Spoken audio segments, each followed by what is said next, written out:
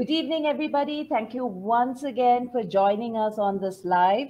And today we're talking about something I am so incredibly excited about, which is about purpose. It's about women, it's about leadership. And I have with me somebody who I think of as a warrior.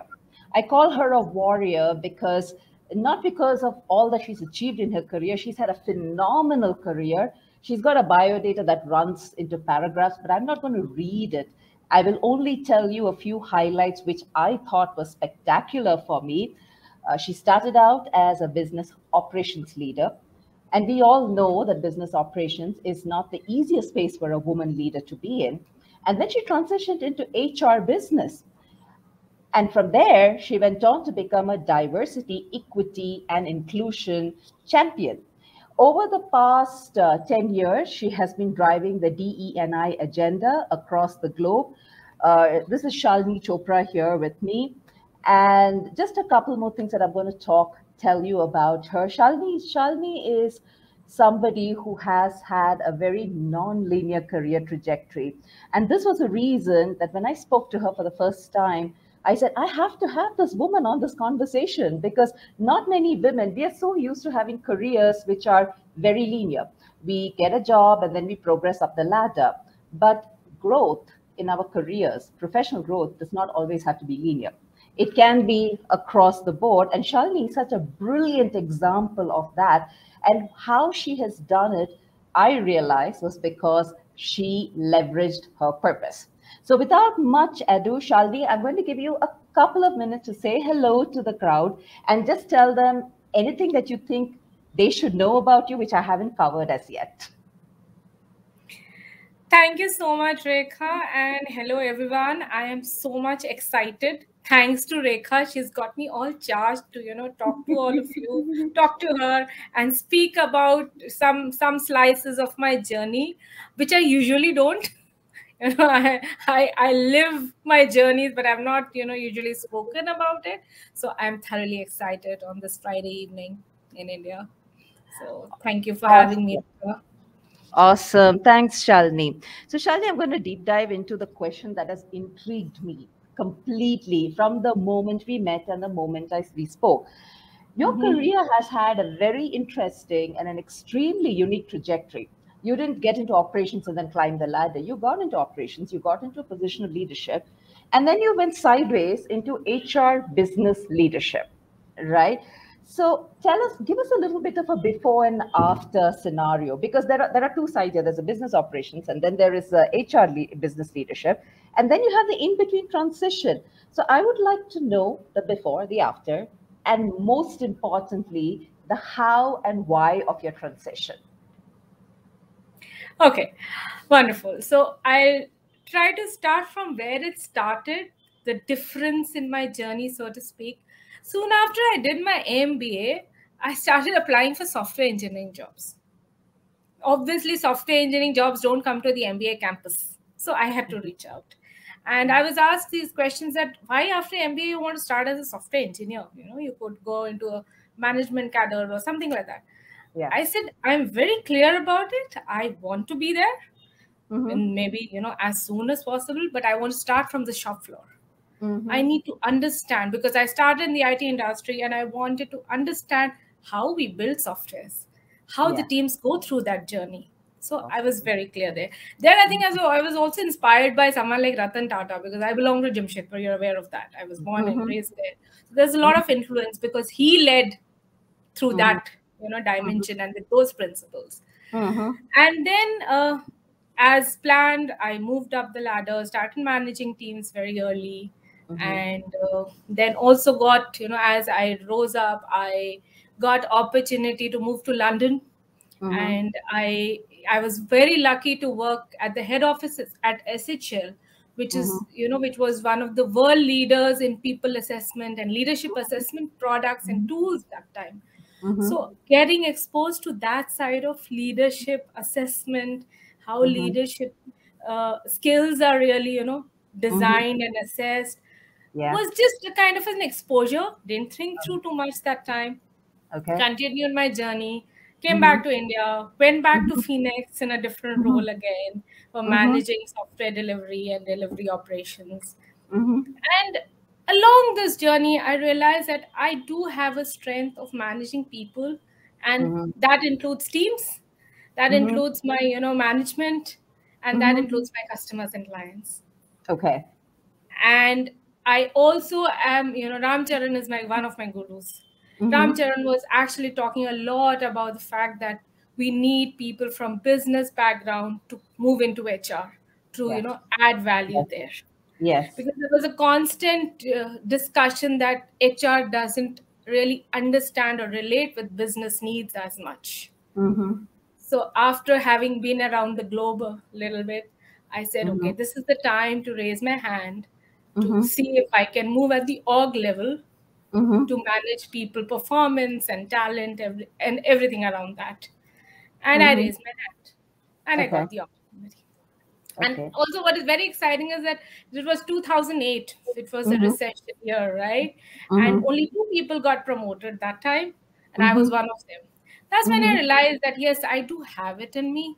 Because typically an associate director was, anybody was promoted to associate director at the experience of 14, 15 years. I was in my 8th year. So that kind of internalized the achievement that, yes, there were no promotions, only 2, and then moving up, breaking the kind of mental barrier there, and also raising my hand for something very new. And by then, I think, the ability to manage clients, to manage people, my passion for human behaviors, all that led me to then deep dive into the talent strategy and HR strategy world. And thereafter, it's been wonderful. Okay. So I have a question. I'm sorry to interject. I have a question, but operations to HR, it's 2 different ends of the spectrum. And, very often when you work in corporate, you also realize that they are not always very synergistic. There's a bit of a push and a pull between the 2, because HR is not always seen as a partner, although there is an increasing conversation around it. So how difficult was that decision for you? Because you knew you were transitioning into a segment, particularly in India, where that function was not popularly seen as a partner. So, you were going from a position of being core to the business operation to maybe perhaps a peripheral function, right? So what was that like? What was that from? Because that must have been a big, bold decision for you to make. It's like almost saying, I'm in the center now, I'm going to take a side step, I'm going to go sideways, and I'm going to shine out there, right? So tell us a little bit about that little movement you made on the side. Honestly, Rekha, I didn't look at it as a bold decision. I was only driven, like you say, by my goal and my passion that, okay, it is about people. Organizations will grow when people will grow. And I have seen this side of it, of managing teams and, customers directly. Now I need to bring that difference at the org level. And that is where, I saw there's a huge, opportunity to change the conversations. Yes. To build that trust. Yes. With the business. And yes. It changed. Yes. The kind of, till date now, business leaders look at me as a sounding board.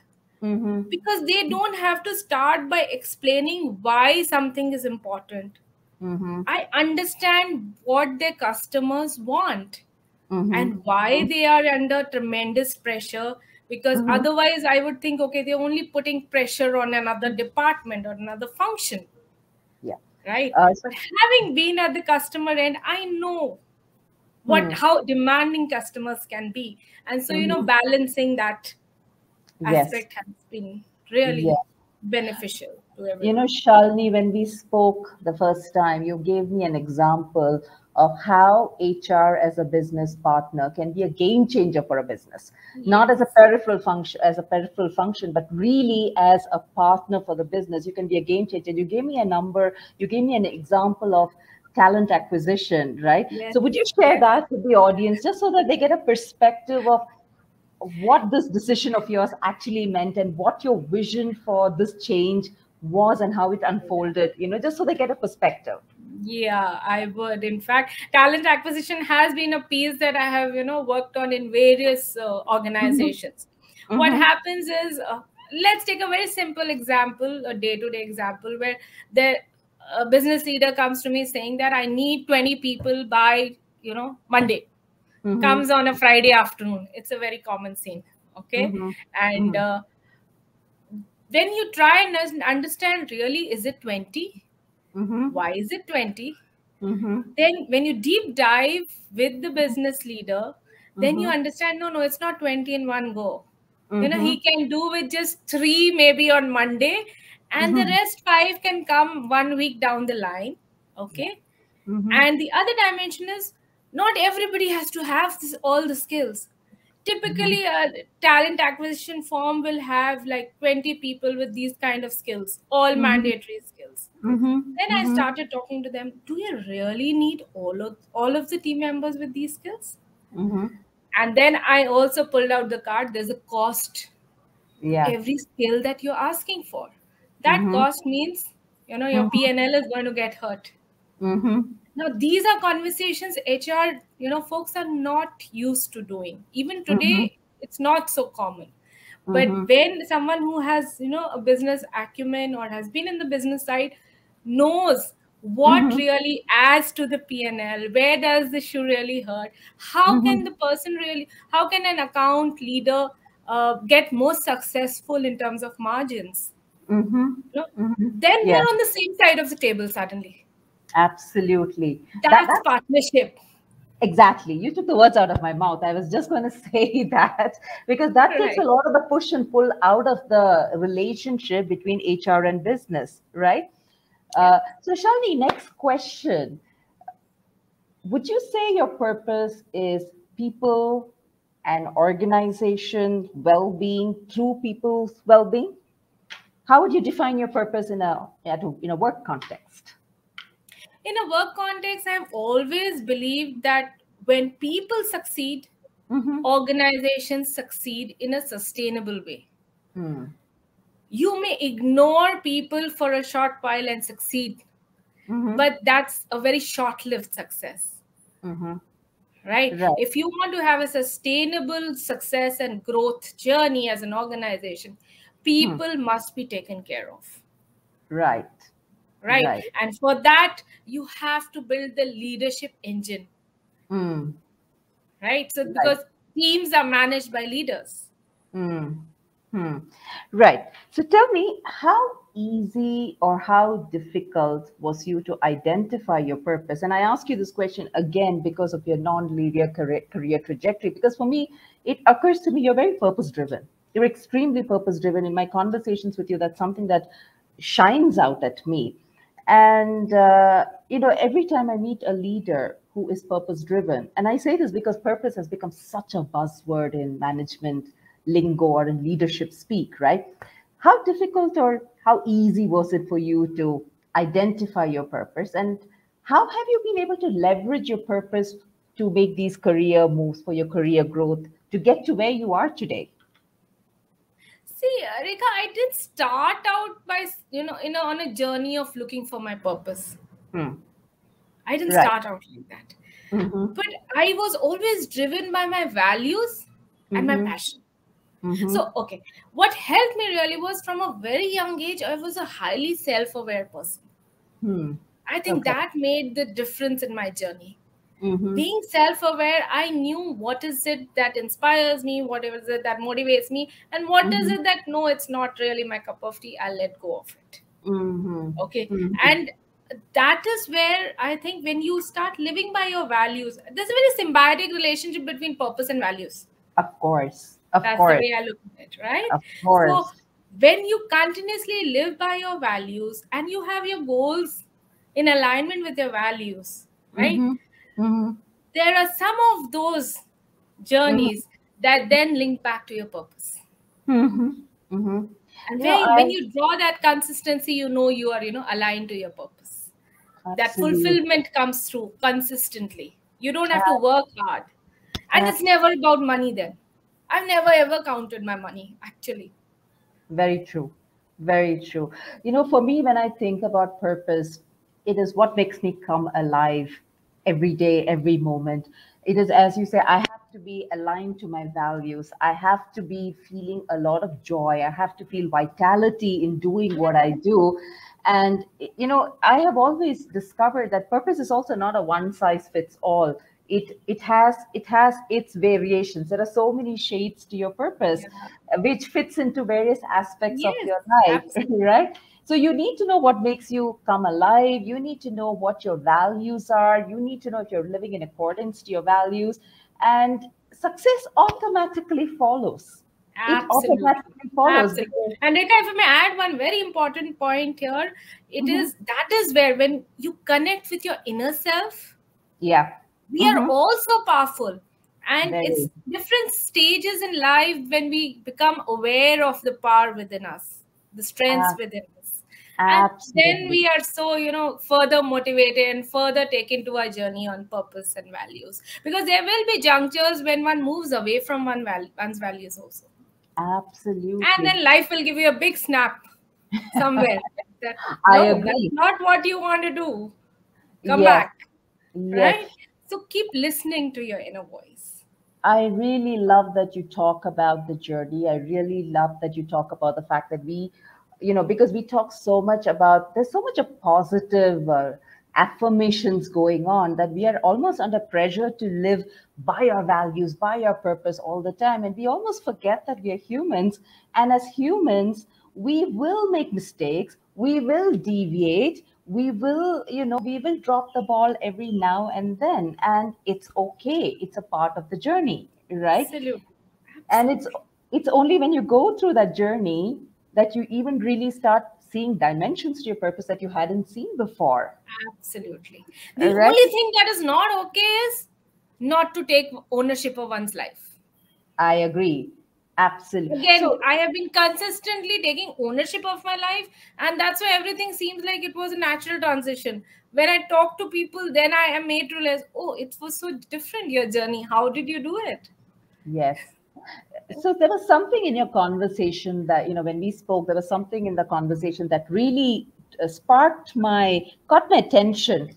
And I'm just going to go there for a quick moment. You mentioned that you would always take, if there were projects that were marked red, amber, and green, you would always go for the red marked Yeah, projects, right? yeah, Tell us a yeah. little bit about that.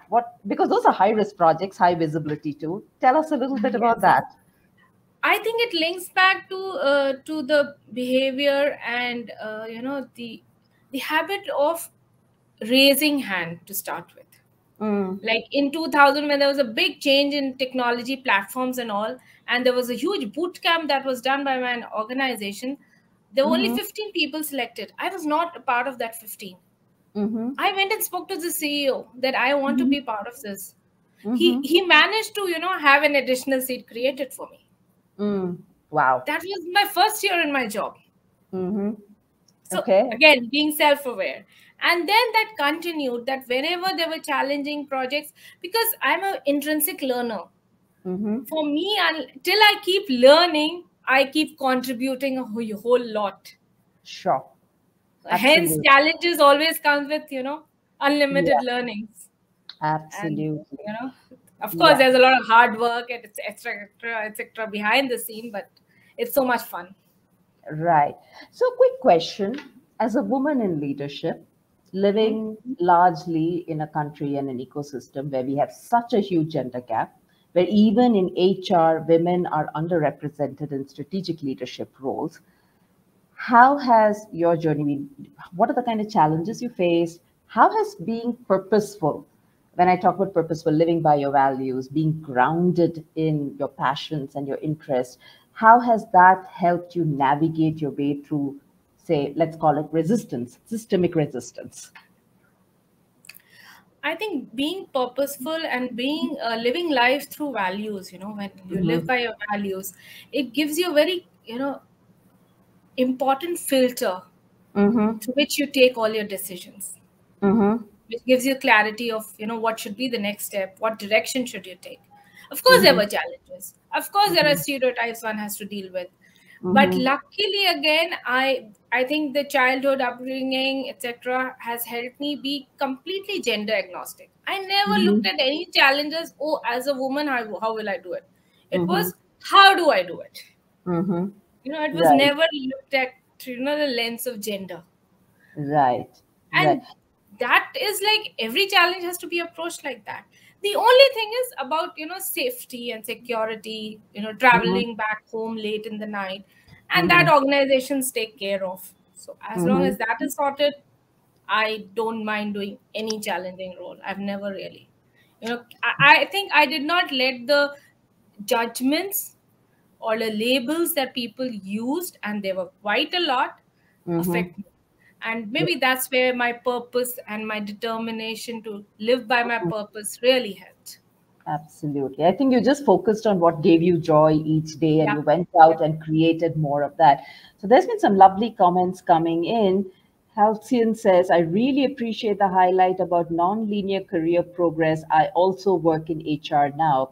And Sunanda, who was on the live last week, said, really appreciate what Shalini said about overlooking people and finding success that's short-lived. Nothing more true, though in several work experiences, I've seen leaders not pay attention to this. So quite a bit of what you're saying is resonating with the audience here. So we're kind of almost getting to the fag end. So let's very quickly go to two very key questions that I want to ask you. Firstly, for women, you work with women. You're a diversity, equity, and inclusion champion. You've been doing this for the past 10 years plus. You work with organizations and individuals. What, according to you, are the challenges or the common challenges? Maybe pick one or two challenges that women face in developing themselves as leaders. And how can they leverage their purpose? How can they find a purpose and overcome these challenges? What would your take on this be? One is, don't play to the unconscious biases that will surround you. Don't let that impact. Connect with your inner self, like I said. Then you'll feel very powerful, and that's when you will discover what's it that you really want to do. Is it a job you're looking for, for financial independence, or is it a career? Then travel your journey accordingly. You don't have to prove anything to anybody. Yeah. Right? And Yeah. then own it up. One thing Right. that I have, wherever I've gone and spoken to women, and in general also, I say, do away with the word compromise. Yeah. Erase it from your dictionary. It's a Very true. choice you're making. Yes. Even if you're choosing to let go of, resign and take a break because you want to take care of your children and your family or your parents, it's a Yes. choice. Absolutely. Yes. And Yes. the minute you look at it, start looking at it as a choice, you will feel a sense of strength from those decisions, Yes. rather than feel oppressed by the decisions you're actually living by every day. And Right. then you can do much more actually with your same time and energy. Yes. No, it's very true. When you take responsibility and say, I am choosing this, you are taking charge of your life. Yes. You are in charge of your power, and that's such an important thing for women in leadership, right?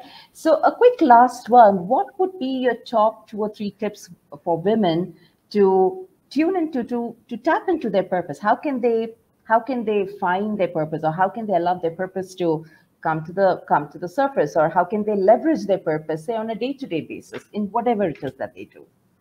Like I said, start making choices. Mm-hmm. Okay. And if there are certain choices that you need to communicate and you're having a challenge, learn how to communicate. Okay. Identify the skills that you need to get Mm-hmm. better in Yeah. whichever area you pick for yourself.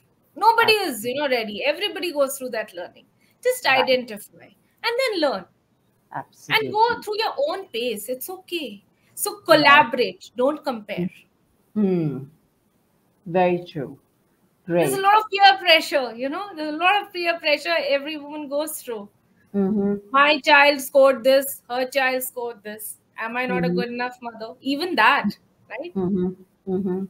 Very true. Similarly, on the work front, professional aspects, or any such dimension. Collaborate to learn. You'll do much better with each other's, support and power and strength. Don't compare ever. And for that, start enjoying your solitude, even if it's 10 minutes in a day. That Very true. really empowers oneself. That really connects with the inner part. Absolutely, absolutely. So it is boiling down to spending time with yourself, getting to know yourself, getting to know what are the choices you're making, and recognizing that everything you do is a choice. You are Yes. in charge, and own that power Own it of up. yours. Yes. Second, trust your journey, recognize your journey, own your journey. And the third part, we're all in this together. If you see somebody who is different and they inspire you, or they evoke an emotion in you, collaborate, learn, upskill yourself, raise yourself, because ultimately you only benefit when you're interdependent, right? Yes. Anything else you'd like to, anything There else? are many of us like you and me who are there, who are ready to support, who have been supporting ladies. They just need to decide where they need it. That Absolutely. decision is with them. Absolutely. Halpin says, thank you for giving more clarity, purpose, and purpose driven leadership. It was wonderful to be with you. Thank you so much for Thank joining us. you. We really appreciate this. And thank you, Shalini. I think we have so much to talk about, and we will find more topics to talk about as we go, as we progress with these lives. But for everybody else, thank you so much for joining us again. We will be back next Friday with another topic. And next time, we're going to be talking about women and their relationship with money. So please do join us 6:30 Fridays. Take care. Thank you again. Bye. Take Deep care. gratitude. Bye.